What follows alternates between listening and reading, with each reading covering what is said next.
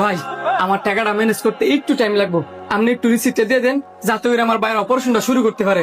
Sorry sir, আমাদের এখানে এরকম কোনো সিস্টেম নাই। আগে আপনার টাকা জমা দেন, তারপর আমি আপনাকে রিসিপ্ট দেবো। আল্লাহর দোহাই লাগে ভাই, আপনি একটু ম্যানেজ করে নেন। সরি স্যার, আমার পক্ষে সম্ভব না। কিসের সম্ভব না?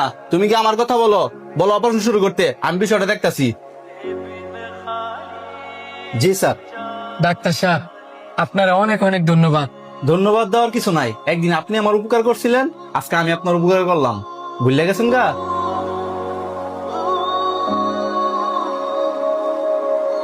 একটা গাড়ি হতে পাইতাছি না, সময় মতো যদি না যেতাম পারি তাহলে তো আমার চাকরিটাই শেষ।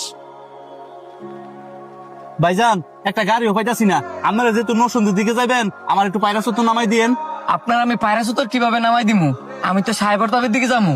প্লিজ আমার একটু উপকার করেন, আমি যদি সময় মতো না যেতাম পারি তাহলে আমার চাকরিটাই হইতো না। আচ্ছা উঠেন।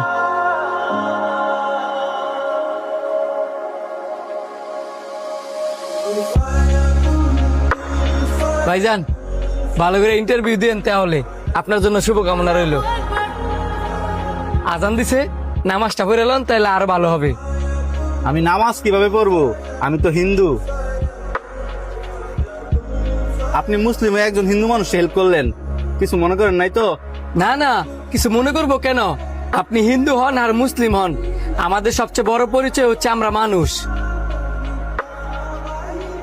একটা মানুষের বিপদে আরেকটা মানুষ পাশে দাঁড়াবে, এটাই তো মানব ধর্ম। আপনি আর দেরি করেন না, তাড়াতাড়ি ইন্টারভিউ দিতে যান।